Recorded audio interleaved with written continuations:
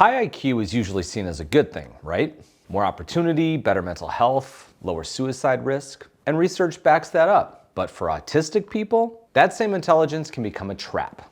It actually can have the opposite effect. Instead of being a protective factor, research shows that higher IQ often has negative impacts on the mental health and well-being of autistic people.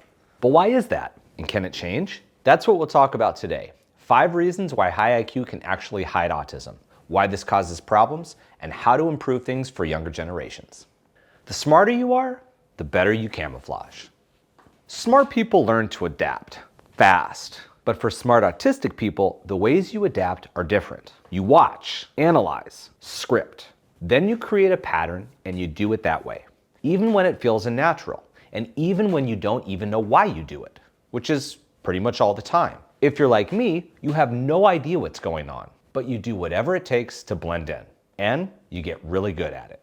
So you might have been like me, the kid who got in trouble in school for blurting out answers, or asking questions that the teacher thought were silly when I really didn't understand the thing I was asking about. And then I didn't understand why I was in trouble for asking about it. But everyone else seemed to get it. They knew what to say and what not to say. So what did I do?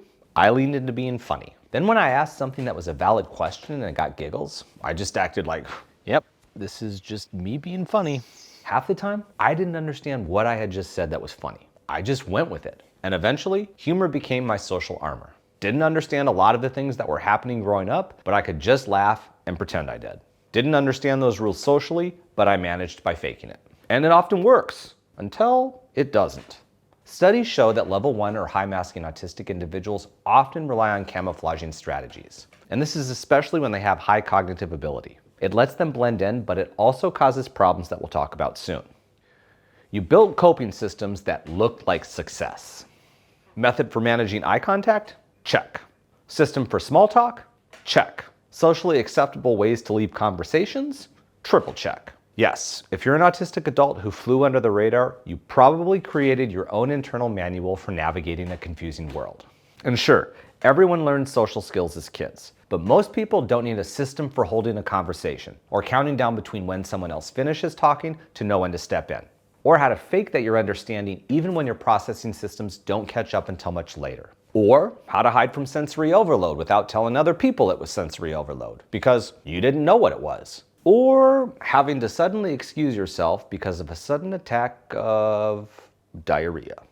A study done in 2017 explained how cognitive compensation can mask core autistic traits, particularly in high IQ individuals. So these systems were created because you were smart enough to come up with them. No one probably told you how and why to make the system when you were little. And the list of your own systems can be endless. These systems made you look like you were coping just fine, but they often hide how much cognitive effort is involved, which is exhausting.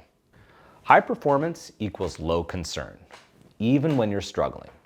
As a kid, you were probably getting good grades, or your report cards might have been littered with comments like, Chris is really smart if he just apply himself. or Chris struggles to work with others, but works well on his own. or other comments related to focus issues, especially if you also had undiagnosed ADHD. You might have gotten into a gifted or enrichment program so you could have additional challenges. The point is, you might have been doing pretty well in school, so no one thought to ask or even question whether you were actually doing okay. Some studies have found that twice exceptional children, for instance those with both high IQ and neurodivergent, are often overlooked for support due to their academic performance. That was me and a lot of other late identified autistic adults. We were seen as successful, not struggling, but that wasn't the full picture. Inside, everything always felt overwhelming. Group projects were terrifying. Lunchtime was sensory overload. Birthday parties were simultaneously exciting and meltdown-inducing. Transitions between subjects within the school day and leaving things constantly unfinished led to shutdowns, and no one noticed. The other thing that autistic kids, especially those with high IQ, understand without talking much about, they understand that they are different, and their peers know that too. No diagnosis is necessary, yet research shows that the autistic kids are often bullied by peers. And you probably already know that part of autism is struggling to understand and adhere to social norms. So how are you going to make friends like that? Not having friends or a support network is also clearly linked to mental health challenges. So many smart autistic kids can fly under the radar and appear to be fine, but that doesn't mean they actually are. And then comes number 4. Intelligence delays the crash, but it doesn't prevent it. Here's where the trap really shows up.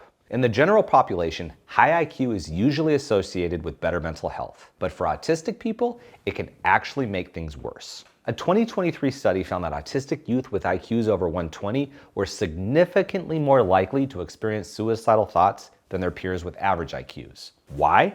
Because when your masking is more effective, your needs go unnoticed for longer, but the toll still builds up. And when the mask slips, you're probably going to get ostracized, bullied, told off by teachers, and a whole lot of other negative impacts. Then add to it that masking specifically means that you're hiding your own natural tendencies. In other words, it's constantly reinforced by the world that you aren't enough. You can't be yourself. You need to hide who you are, or else you're treated like an alien. Or else you need to accept being alone a lot. That's the reality many high-masking autistic adults had when they were young, and very little was known about autism. It wasn't understood that you could be both smart and also autistic.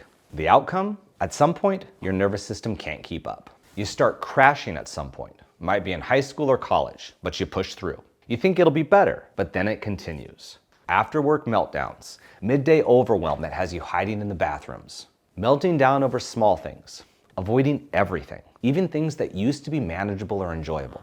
It wasn't one big breakdown for me. It was a slow glitching of every system I'd built. And that continued for months and years until I learned that it was autistic burnout. Only after I was diagnosed as autistic at age 41. This is the part of the trap a lot of people don't understand. You're so good at surviving, people don't realize how much you're suffering until you can't hide it anymore, or worse. The professionals missed it too. So you're struggling, and when you finally do start to unravel and seek help, what do you hear? You make great eye contact. But dude, you're doing so good at life. You don't seem autistic. And I get it. Just look at me. I had a career, a degree, and a mask so seamless that even I didn't question it. Until I couldn't handle it anymore. And that, I've come to learn, is often why autistic adults get diagnosed. Because we hit autistic burnout. Now we have other videos on that. I'll link them in the description. But even to me, I wasn't the picture of what I thought autism looked like. Until I found out that yes, I was autistic, and always had been. Part of it is that the diagnostic criteria shifted. That means new learning for doctors and clinicians and therapists. The truth is, more than a decade after that shift, some clinicians are learning and adapting, but others still rely on outdated stereotypes that don't reflect how autism presents in high-masking, intelligent adults. A study in 2013 found that diagnostic bias often leads professionals to overlook autism in individuals who appear high-functioning or verbal. And now with overstretched resources in many countries, it's hard to get time with someone who really understands adult autism. But why is this important? Not only for all of us autistic adults who might need support or better understanding, it also connects to the youth of today.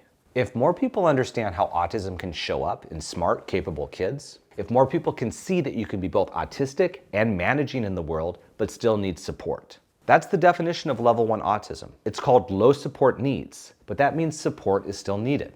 So if we want a better future for autistic youth and for children in general who are growing up together, we need to understand that support will look different and unique for each autistic person. It often isn't a huge change, but a change in expectations and perceptions. We will have a lot more on that soon. But the start is changing perceptions of what autism actually looks and feels like. We need more awareness, not just for adults figuring it out late, but for the next generation. So remember, the high IQ autism trap isn't about being smart and masking. It's about being smart, misunderstood, and unsupported. When your strengths hide your needs, you end up suffering silently because your struggles are real. Even if you got good grades, even if you did fine for years, even if you're only realizing now that you were autistic all along. That's why this channel exists, to find better ways forward, no matter where you're starting from. It's never too late to start learning. And it's important that the next generation of autistic kids doesn't have to struggle the same way. Or having to suddenly excuse yourself because of a sudden attack of diarrhea.